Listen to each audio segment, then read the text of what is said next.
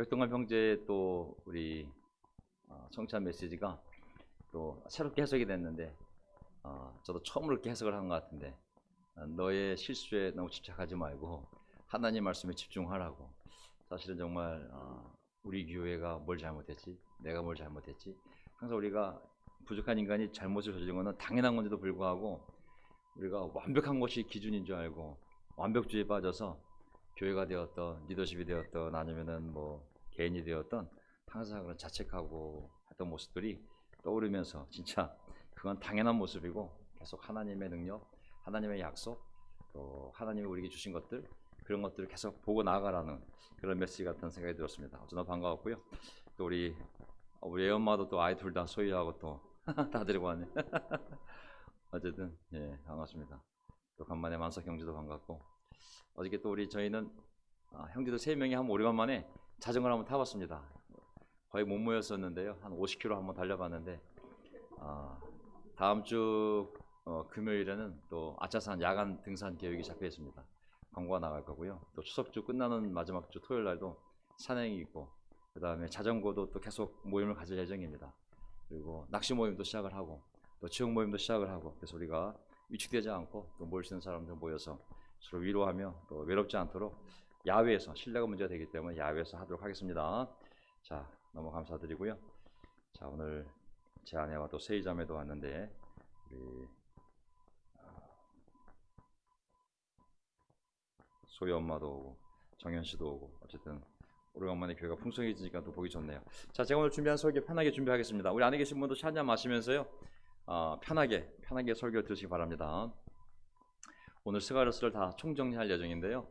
원래 주중에는 구약, 그 다음에 주일날에는 신약을 중심으로 공부하려고 했었는데, 오늘 스가랴서가 메시아를 예언한 거기 때문에 처음 오실 메시아, 다시 오실 메시아까지 예언을 했기 때문에 신약의 모든 내용을 다 포함하고 있습니다. 그래서 오늘 스가랴서를 정리해도, 마지막으로 정리해도 충분히 신약의 얘기를 할 수 있기 때문에 제가 오늘 그냥 스가랴서를 오늘 끝내도록 하겠습니다. 오직 나의 영으로만 될 것이다. 이 말씀 생각나시죠?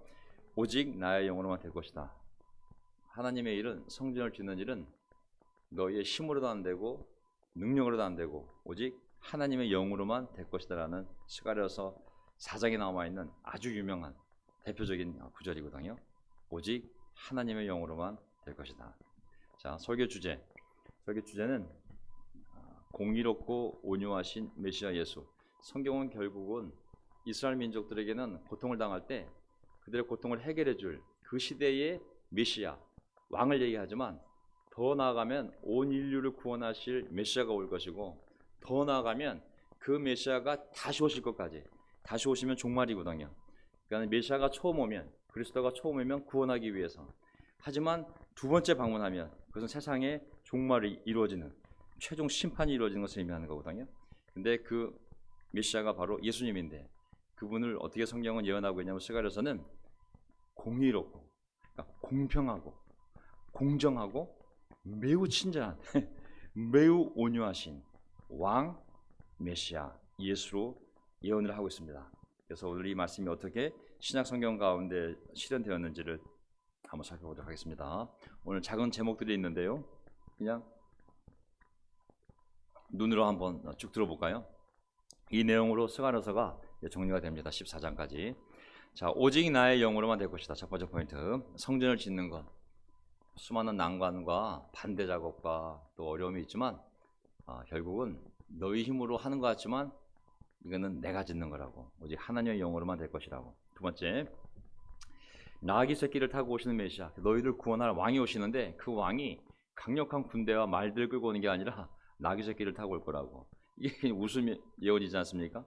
하지만 예수님이 또 이런 모습으로 오신 것이죠. 근데 그 메시아가 왔을 때 팔려갈 거라고. 말도 안 되는 소리잖아요. 메시아가 와서 사람을 구원하고 로마를 앞지로 이 전쟁을 통해서 이겨야 되는 이 왕이 아니라 은 30에 팔려갈 메시아가 예언되어 있습니다. 그 다음에 네 번째, 근데 그 메시아가 팔려갈 뿐만 아니라 십자가에 달려 죽는 것까지 스가랴서에 예언이 되어 있습니다. 너희를 구원할 진짜 왕이 오는데 그 왕은 이렇게 나귀 새끼를 타고 오고 은 30에 팔려가고, 그리고 결국은 그 왕이 와서 십자가 달려 죽을 거라고. 말도 안 되는 소리를 예언을 해놨거든요. 근데 그 예언이 성취된 것이죠. 그 다음에 그 메시아가 죽고 난 다음에 진짜 아, 너희들의 모든 죄와 더러움, 부정을 씻어줄 놀라운 셈이 하나 터질 거라고. 이게 바로 이제 스가랴서에 예언되어 있는 순서고, 그 다음에 이 순서대로 예수님이 오셔서 그대로 이 말씀을 성취했음을 알 수가 있습니다. 자, 오직 나의 영으로만 될 것이다. 이제 성전 건축하는 거 가보겠습니다. 4장 6절. 자, 스가랴서 4장 6절, 1장, 2장, 3장이 있는데 3장은 제가 중예배 때 하도록 하겠습니다. 2장까지는 했고요. 4장 6절. 그는 내게 이렇게 말해 주었다. 자, 이것은 주님께서 천사가 스가랴 이 예언자에게 이렇게 얘기했습니다. 이것은 이 성전 짓는 것은 주님께서 수르 바벨을 두고 하신 말씀이다. 힘으로도 되지 않고 권력으로도 되지 않으며 오직 나의 영으로만 될 것이다. 만군의 주님께서 말씀하신다.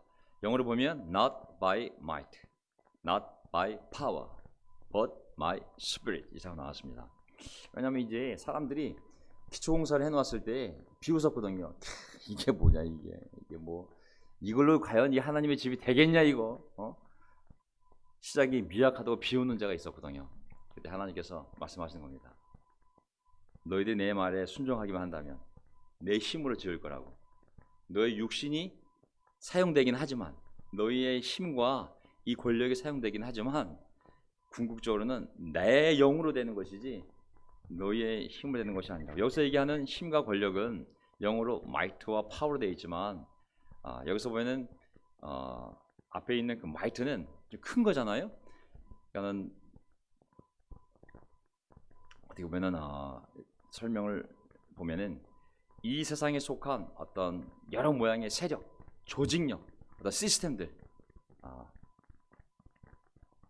정치력 이런 거로도 안 되고, 또 능력이라는 것은 개인의 야망, 한 사람 인도자의 어떤 열정, 그 사람이 어떤 놀라운 어떤 뭐 말의 능력, 아니면 뭐 열정, 뭐 야망, 능력 이런 것으로 안 된다고. 오직 성령이 너에게 임하시면 성령을 통해서 이루어지는 것이거든요.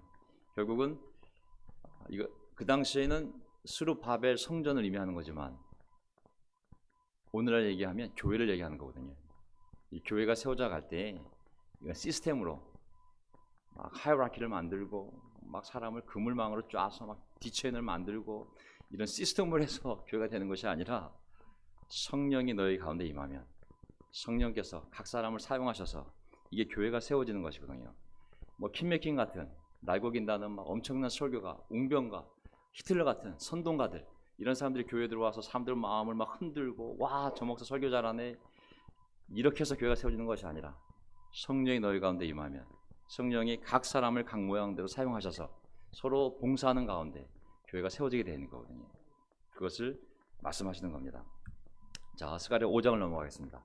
스가랴 5장을 넘어가게 되면 거기에 이제 6장까지 8개의 환상이 나오거든요. 환상의 것은 뭐냐면 일종의 묵시라고 그러는데 미래에 일어날 일을 이 말로 설명을 못하니까 그림으로, 동영상으로 보여주는 거예요. 그래서 그것을 풀어주는 거거든요. 또 이제 두루마리 환상, 날아가는 길이가 10m, 폭이 5m가 되는 엄청난 그 두루마리가 하늘을 날아가는 거예요. 그래서 그 날아가는 두루마리를 물어봅니다. 저게 뭐예요? 많은 글자가 적혀 있는데, 그때 뭐라고 설명하냐면 스가랴서 5장 4절, 나 만군의 주가 말한다. 만군의 여호와가 말한다.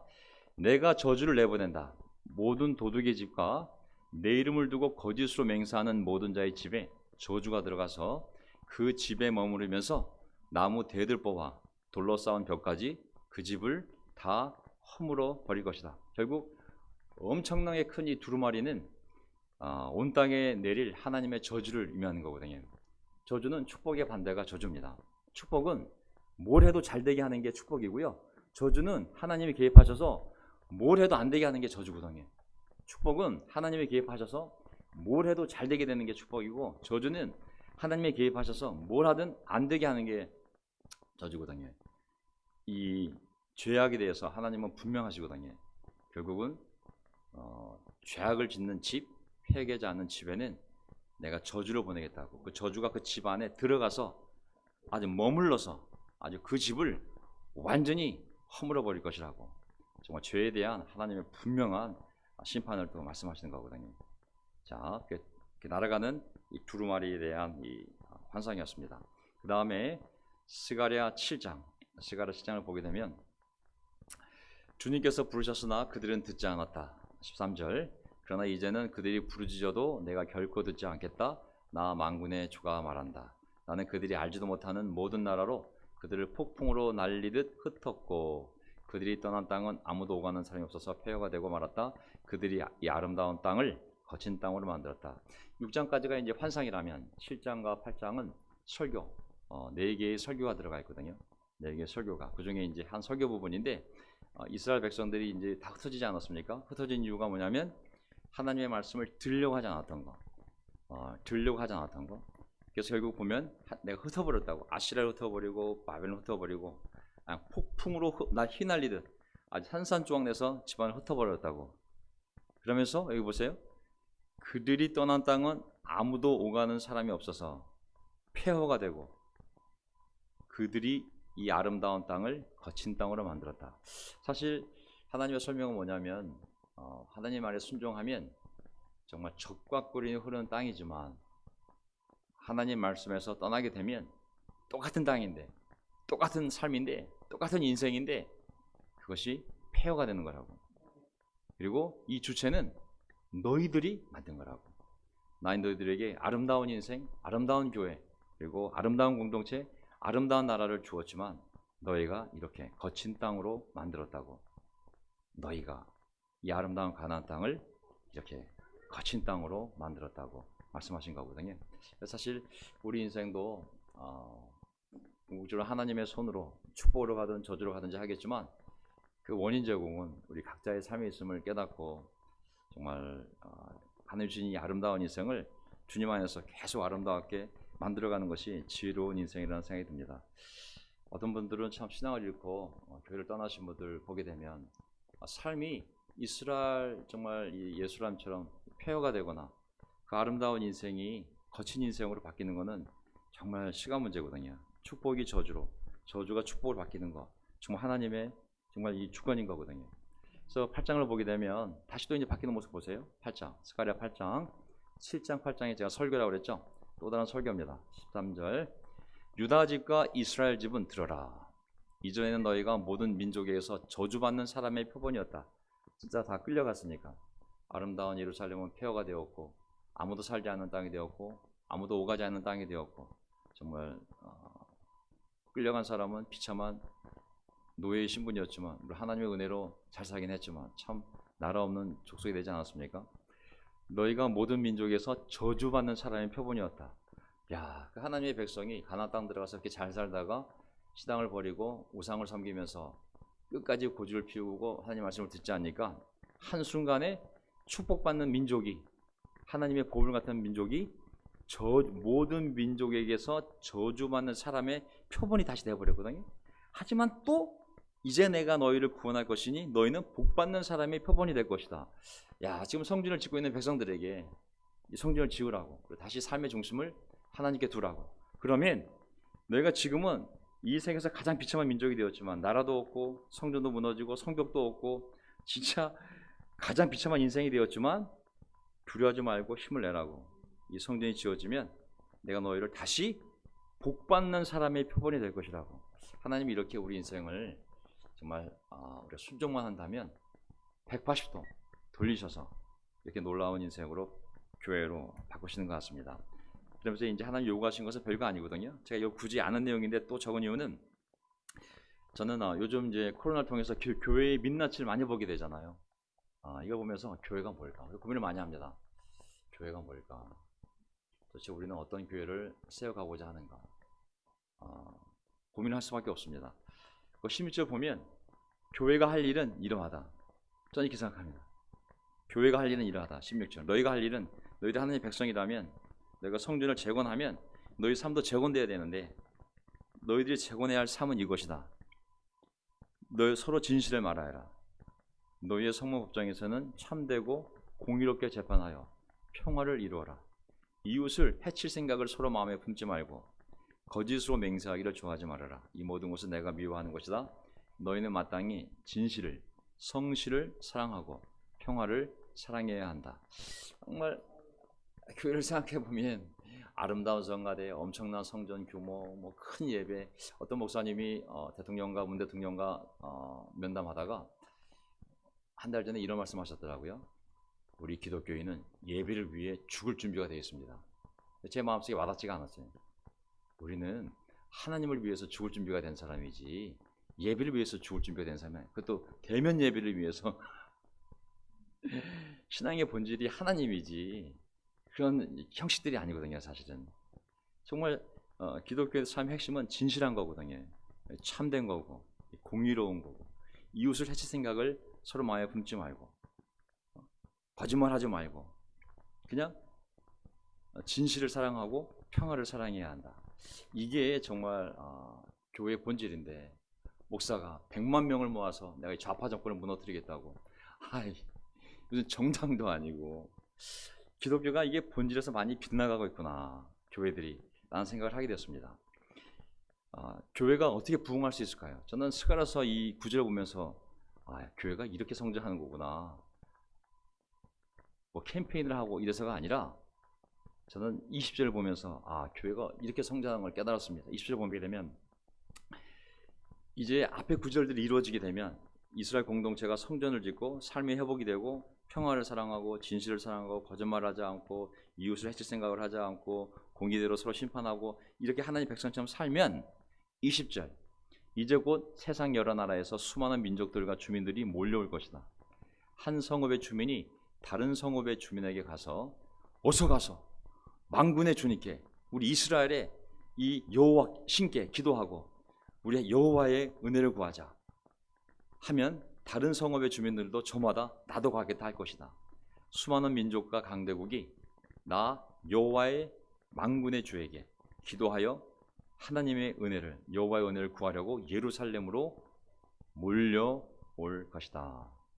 저는 이걸 보게 되면 먼저 이스라엘이 성전을 짓고 온전히 회복이 되면 그 다음에 사람들의 마음도 하나님 신앙을 따라 평화가 생기고 그러면 사람들의 삶이 우상을 섬기는 우상 문화권에 있는 주변 민족보다 월등히 도덕적 기준이 더 정의롭고 그들의 삶이 진실되고 평화로울 때 주변에 사는 이방신을 섬기는 족속들조차도 그 모습을 보고 야 몰렉신 버리자 야 이거 아세라 이거 아무 소용없다. 저들 삶을 봐. 하나님이 복을 주는 저들 삶을 봐. 얼마나 평화롭고 사랑스럽고 복받고 사냐. 야 우리 저기로 가자.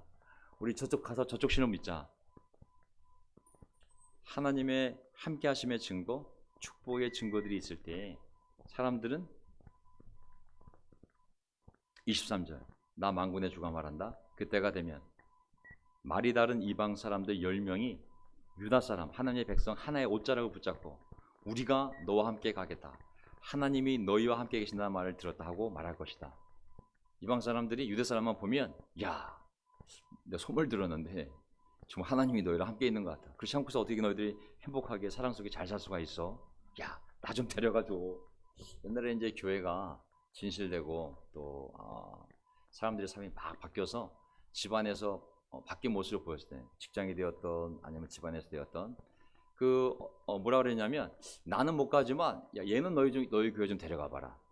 그게 많이 들었던 얘기였어요. 그렇죠? 나는 가기 싫은데 갈 상황이 안 되는데 얘는 좀 너희 교회 좀 데려가. 왜냐하면 그 바뀐 그 그리스도인을 보면서 야 얘도 좀 거기 데려가서 좀 바뀐 삶을 좀 살게 해주라고. 나는 갈 자신이 없지만 그런 얘기를 많이 했거든요. 우리가 너와 함께 가겠다. 왜? 하나님이 너희와 함께 계신다는 말을 들었다 하고 말할 것이다. 그러니까 사람들이 교회 오는 게 협박해서 야 너 지옥 가고 싶어? 너 교회 안 오면 지옥 가? 우리 교회 오늘 맛있는 거죠? 이래서가 아니라 삶의 모습을 보고 그들 스스로 자발적으로 가겠다고 서로 권면하며 야 너 저쪽 교회 가야 돼. 그 교회 가면 너 바뀔 수 있어. 이것이 진짜 교회가 성장하고 바뀌는 모습이 아닌가 싶습니다. 이게 안 된 상태에서 우리가 물리적으로 사람을 수치스럽게 만들고 10명 전도하세요. 전도주간입니다. 20명 전도하는 사람 교회 오지 마세요. 우리가 사람을 목표를 할당하고 푸시하고 못하면 수치심을 주고 두려움을 불러일으키고 이렇게 해서는 절대 교회가 성장할 수 없다는 것을 저는 이 교회 안에서 깨달았습니다. 우리가 더 먼저 우리 삶을 온전히 복음 안에서 평화를 만들고 서로 존중하며 사랑할 줄 안다면 열매가 맺힐 거고, 사람들 그 모습을 보고 정말 자발적으로 나도 한번 너희 교회 가보고 싶다는 그런 공동체가 만들어질 때 저는 이 교회가 다시 사람들에게 복음을 전하는 놀라운 통로가 될 줄 믿습니다. 아멘. 그래서 우리가 행복하게 먼저 살아야 됩니다. 자, 두 번째 포인트, 나귀 새끼를 타고 오시는 메시아. 메시아는 하나님이 보낸 사람이잖아요. 구원자로서. 근데 그 구원자가 뭐로 오냐면 나귀 새끼를 타고 온다는 거예요. 강력한 병거리 끌고 와도 시원치 않을 판에 나귀 새끼를 타고 오실 메시아가 예언되어 있습니다. 스가랴서 9장부터 14장까지는 이제 앞으로 오실 메시아, 그리고 그 넘어 역사 끝에서 다시 오실 메시아까지 그리고 있는 거거든요. 지금까지 8장까지가 지금 삶 속에서 우리 성전을 어떻게 지을지, 우리 삶을 어떻게 회복할지, 그 삶이 회복이 되면 미래에 어떤 일이 일어날지를 예언했다면, 이제 9장부터는 진짜 성전인 교회가 세워지고, 지금은 수르바벨가 총독으로, 또 여호수아가 대제사장으로 이들이 합심하여 성전을 짓고 있다면, 진짜 성전을 지을 진짜 예언자, 진짜 제사장, 진짜 인도자인 그리스도가 올 때 그분이 어떤 모습으로 올지를 예언하는 거거든요. 진짜 성전을 지으실 분, 진짜 성전을 지으실 분 예수님이잖아요. 그걸 이제 예언하는 거예요. 미래에 대해서. 진짜 구원자. 9절, 도성 시온아 크게 기뻐하여라. 도성 예루살렘아 환성을 올려라. 너의 왕이 너에게로 오신다. 지금은 왕이 없죠. 지금은 포로로 끌려가다 돌아와가지고 남의 제국 밑에 있기 때문에 왕을 세울 수가 없죠. 세우면 반역이죠. 대신 총독이 바빌로니아 왕의 명령을 받아 총독으로 와 있잖아요. 근데 좀 있으면 이제 왕이 올 거라고. 꿈 같은 얘기죠. 어떻게 왕이 오겠어요? 지금 나라가 멸망해 있는 상태인데. 하지만 그 왕이 오는데 특징이 있다고.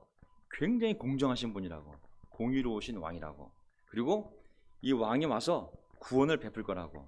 근데 성품이 엄청 온순하셔서 나귀, 곧 나귀 새끼인 어린 나귀를 타고 그 왕이 올 거라고. 그 당시의 예언이 이거 무슨 말로 이거 이해나 됐겠어요? 이제 신약의 성취가 되니까 이제서야 예수님과 매치가 되면서 이게 우리가 이해할 수 있는 거잖아요.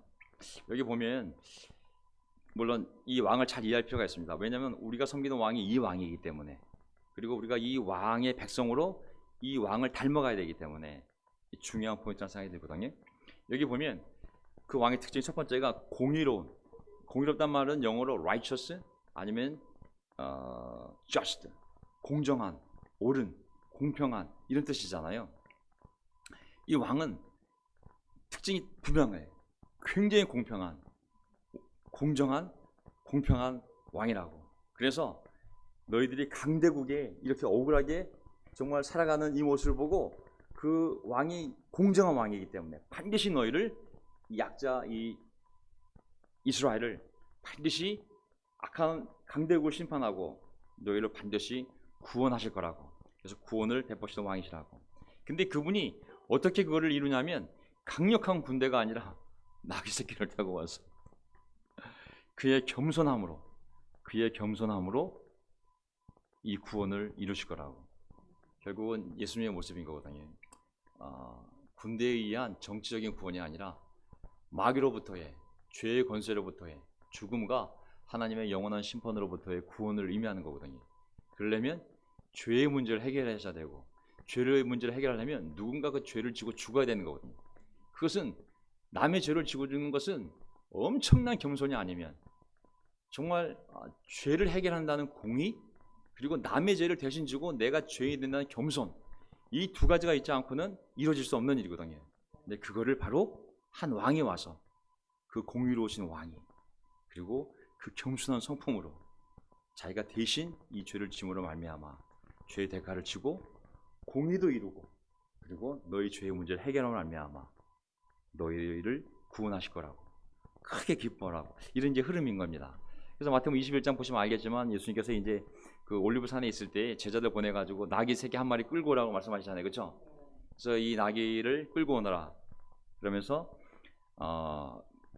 마태가 뭐라고 그랬냐면, 이것은 예언자를 시켜서 하신 말씀을 이루시는 것이다. 시온에 딸에게 말하여라, 보아라, 너의 왕이 너에게로 오신다. 스가랴서에 나와 있는 예수 오시기 전 500년 전에 스가랴 예언자가 했던 이 말이 이제 너희들이 이루어지는 거라고. 그가 온유하시어 나귀를 타셨으니 어린 나귀 곧 멍에 매는 짐승의 새끼다. 지금 예수님이 이제 예루살렘 입성할 때 나귀 새끼를 타고 오잖아요. 사람들은 호산나 외치고. 근데 이 모습이 바로 스가랴에서 예언된 그 왕, 너에게 약속되어 있는 그 왕. 그 당시에는 바빌로니아의 말망당해서 왕이 없었다면, 또 지금은 로마 제국의 점령당해서 왕도 없이 비참한 나라였다면, 이제 너희 왕이 왔다고, 너희를 구원자가 왔다고 예언된 대로 나귀 새끼를 타고 오신 공의로운 겸손한 왕이시 바로 예수님이라고. 그러면서 이제 세 번째 포인트, 은 30에 그 메시아가 팔려가는 것에 대한 예언이 또 스가랴서에 나옵니다. 스가랴서 11장을 보게 되면, 제가 중요한 구절만 이렇게 채웠기 때문에 뽑았습니다.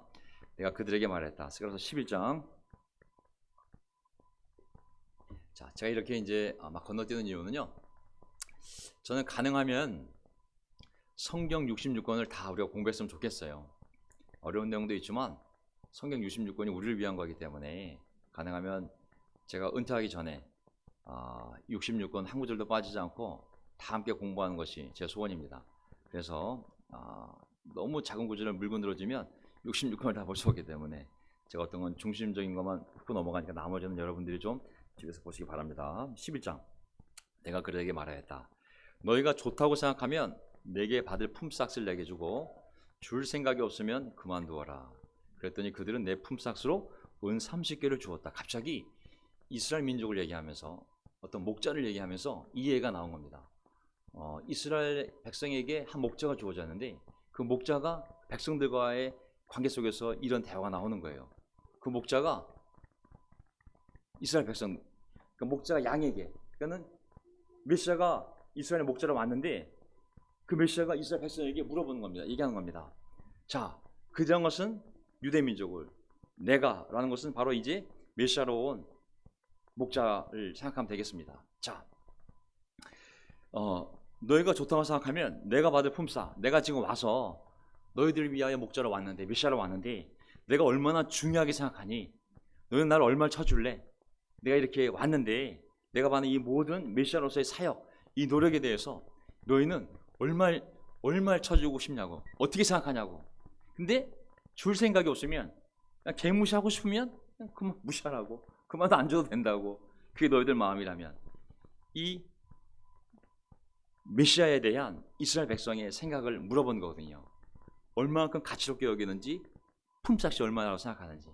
근데 그들은 내 품삯으로, 메시아의 품삯으로, 목자의 품삯으로 뭘 줬어요? 은 30개를 줬다고 그러거든요. 우리가 옛날에도 공부했지만 모든 주석서 똑같이 주석하고 있지만 은 30개는 출애굽기에 보면 많은 그 이스라엘 백성 내의 그 민법 상법 가운데, 레위기법 가운데 내 소가 어떤 다른 집안의 노예, 종을 들이받아 죽게 만들면 그 종의 생명값으로 은 30개를 주게 되지 않습니까? 여기서 뭘 얘기하냐면 백성들이 그 목자에 대해서, 메시아에 대해서 은 30개 줄게요. 이거 뭐냐면 뭐 개무시한 건 아니지만, 개무시한 거죠. 어떻게 보면은 그냥 메시아를, 그 왕의 가치를 몰라보고 그냥 은 30개, 한 노예값 정도로 쳐줄게. 그 정도까지밖에 그 메시아를 받아들이지 않을 거라는 것을 예언한 거예요. 미리 예언한 겁니다. 그러니까는 요한복음 1장에도 그 빛이 왔으나 어둠에 이기지 못하더라. 하나 알아보지 못했잖아요. 그렇죠? 그래서 그걸 영접하지 않았잖아요. 결국은 이스라엘 민족은 전체적으로 보았을 때 메시아를 노예값 정도, 노예 한 명값 정도로밖에는 중요하게 여기지 않아요. 한마디로 완전히 무시한 것이죠. 그랬더니 그 하나님 뭐라고 말씀하셨냐면 13장, 주님께서 내게 말씀하셨다. 그것을 토기장에게 던져버려라. 그것은 그들이 내게 알맞은 삭시라고 생각해서 쳐준 것이다. 나는 은 30개를 집어, 스가라죠, 주의 성전에 있는 토기장에 던져버렸다. 이 메시아는 하나님의 보낸 자요, 하나님의 아들이기 때문에 하나님이잖아요. 그러니까 그걸 보고, 야, 내가 그들을 구원하기 위하여, 그들의 죄값을 치르기 위하여 내가 십자가에 달려 죽으려고 갈 건데, 많은 진리를 전할 텐데 그 값을 그냥 은 30개 정도, 노예 한 명 정도의 생명값 정도로 생각해? 하나님, 갖다 버려라. 알았다. 그냥 갖다 토기장에게 던져버려라. 그게 그들이 생각하기에 내게 알맞은 삭시라고 쳐준 값이란다. 그래서 결국은 스가랴가 토기장에게 던져버리지 않습니까? 이게 하나의 앞으로 펼쳐질 것에 대한 예언인 거잖아요. 그래서 이제 이 일이 예수님 삶에 그대로 이루어졌음을 알 수가 있습니다. 그래서 이게 보게 되면 유다가 예수님을 팔지 않습니까? 메시아가 오셨을 때 14절, 26장 14절, 그때 12제자 가운데 마태복음 20장 14절, 하나인 가룟 사람 유다라는 자가 대제사장들에게 가서 이렇게 말하였다. 내가 예수를 여러분에게 넘겨주면 여러분은 내게 무엇을 주실 작정입니까? 내가 메시아라고 하는 그 자 있잖아요. 자칭 왕이라고 하는 그 자 있잖아요.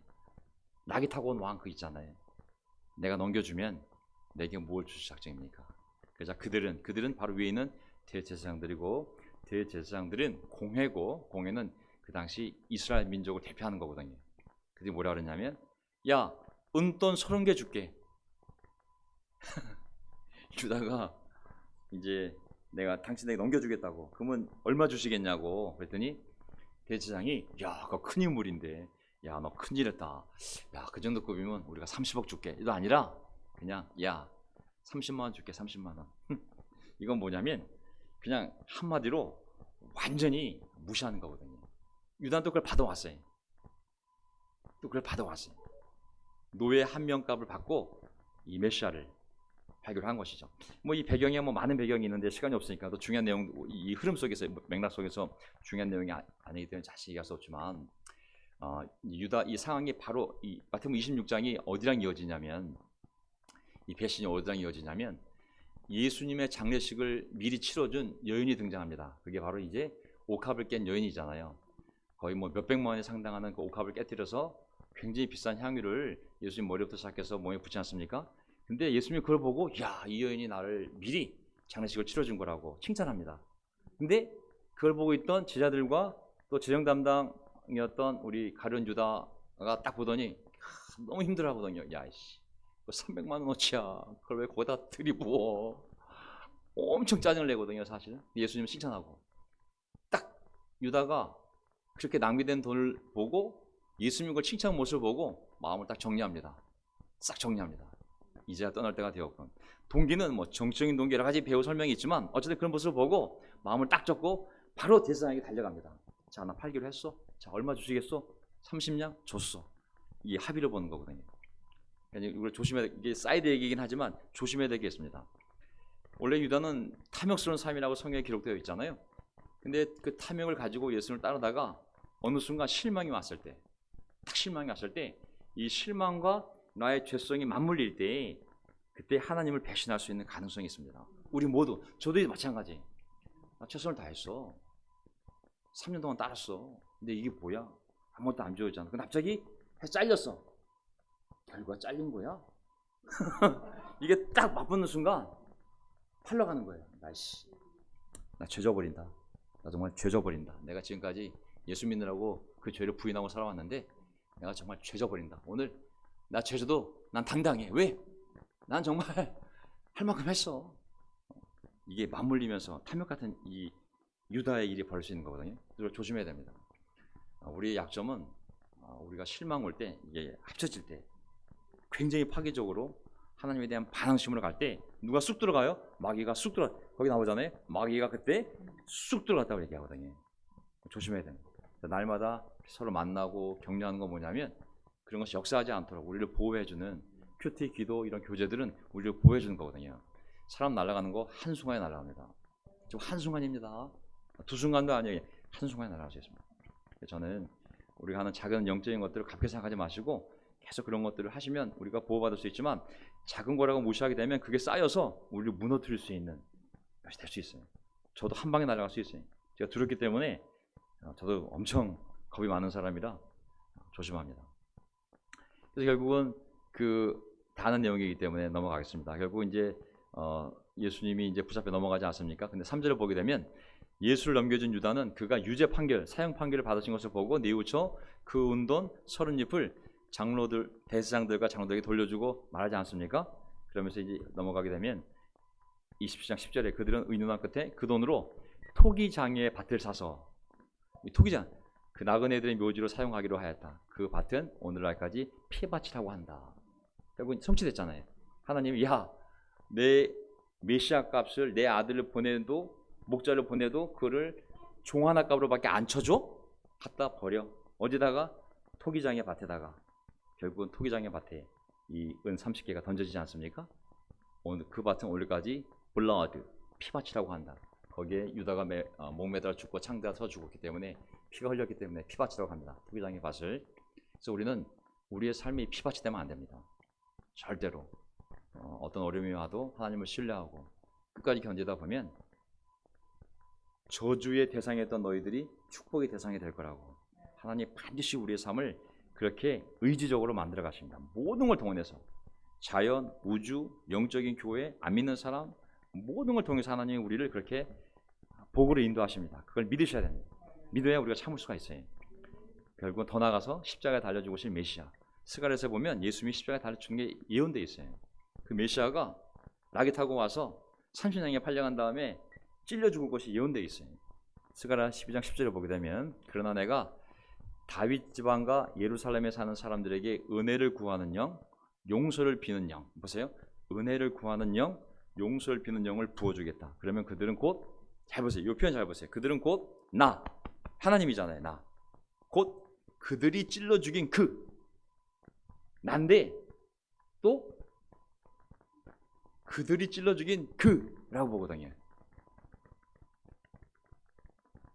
나, 곧 그들이 찔러 죽인 그. 결국 그들이 찔러 죽인 그를 바라보고서 외아들을 잃고 슬피 울듯이, 예수님이 하나님 외아들이 아니겠습니까? 외아들을 잃고 슬피 울듯이 슬피 울며 맏아들을 잃고 슬퍼 울듯이 슬퍼할 것이다. 이게 예언이 되어 있는 거예요. 자, 근데 이렇게 끝난 것이 아니라, 잘 보세요. 나를 찔러 죽인 그들이 엄청 울 건데, 찔러 죽였는데 나중에 뭘 깨달은 거예요. 지금은 몰라. 찔러 죽였어. 어쨌든 이 목자를 찔러 죽였어. 그들은 나를 찔러 죽일 거라고. 근데 어느 순간 어떤 깨달음이 와서 엄청 울 거라고. 지 외아들, 맏아들 잃은 것처럼 엄청 울 거라고. 무진장 슬퍼할 거라고. 11절, 그날이 오면 예루살렘에서 슬피게 울 것이니 무기도 벌판 하다드 림몬에서 슬퍼한 것처럼 기막히게 울 것이다. 번역을 기막히게 해놨어요. 원래 뜻은 기막히게 했잖아요. great. 그들의 그 슬픔이, 울음이 엄청날 거라고 얘기하는 거거든요. 근데 무기도 벌판 하다드 림몬에서 슬퍼한 것들은, 이 수석서를 보게 되면 그들이 요시아 왕, 정말 이 남유다 왕 중에 선왕 중에 요시아 왕이 있는데, 요시아 왕이 전사했을 때 유대인들이 슬퍼했을 때를 얘기하는 거거든요. 왕이 죽을 때 슬피 울잖아요. 뿐만 아니라 12절, 온 나라가 슬피 울 것이다. 가족마다 따로 슬피 울 것이다. 다윗 집안의 가족들도 따로 슬피 울 것이다. 그 집안 여인들도 따로 슬피 울 것이다. 이거는 이제 왕족 집안들, 여진들까지도. 나단 집안의 가족들도 따로 슬피 울 것이다. 그 집안의 여인들도, 예언자 집안도 남자 여자 가리고 없이 전부 따로 슬피 울 것이다.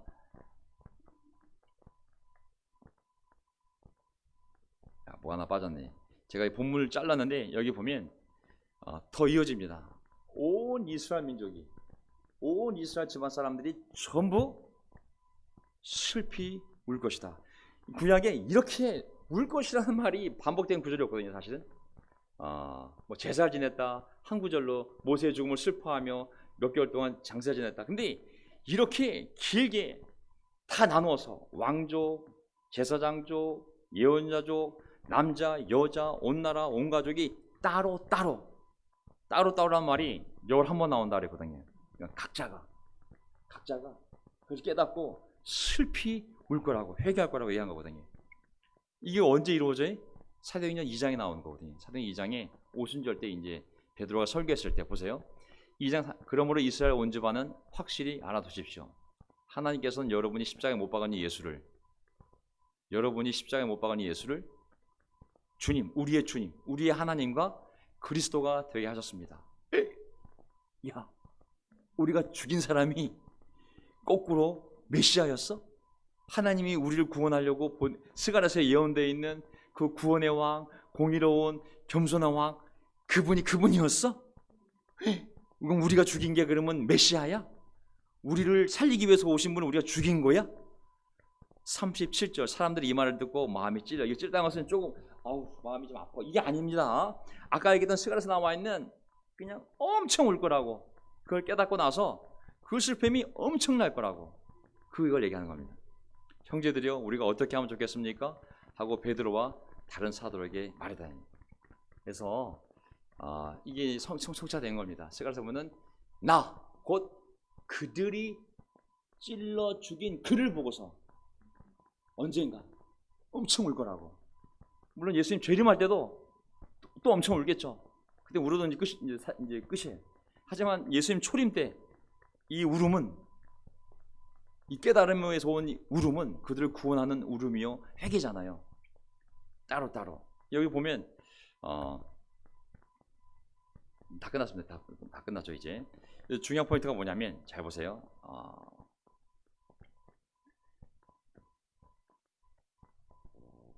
자, 시간 없어 넘어가겠습니다. 자, 5절 다섯 번째 포인트, 죄와 더러움을 씻어줄 것이다. 그 메시아가 그렇게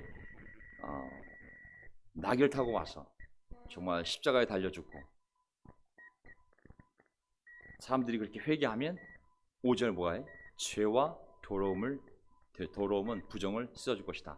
자, 다섯 번째 포인트, 이제 13년, 스가랴 13년을 보게 되면 그날이 오면 샘 하나가 터져서 다윗 지방과 예루살렘에 사는 사람들의 죄와 더러움, 이 부정을 씻어줄 것이다 나오잖아요. 그분이 너희들이 메시아가 십자가에 달려 죽게 되면 어떤 일이 벌어지냐면, 이스라엘 백성들의 죄와 더러움을, 이 죄와 더러운 부정은 하나님께 못 나가게 만드는 거잖아요. 하나님 관계를 무너뜨렸던 것들, 못 나가게 만들었던 것들을 전부 다 씻어주는 말미암아 하나님께 나아갈 수 있는 길이 열린다는 거거든요. 제가 항상 말씀드렸죠. 이 부정, 더럽다는 뜻은 뭐예요? 의학적인 개념이 아니라 이 제사 의식인 거거든요. 하나님께 나갈 수 있으면 클린, 정한 것이고, 하나님께 나갈 수 없는 상태면 부정한 것이거든요. 왜?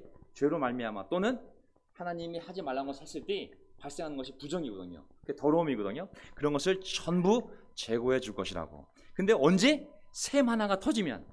샘이라는 것은 보세요. 샘은 물이잖아요. 물. 강물도 물이잖아요. 내게 강 같은 평화, 성령이 너에게 임하면 정말 샘물이 터져서 정말 강 같은 평화가 너에게 임할 거라고.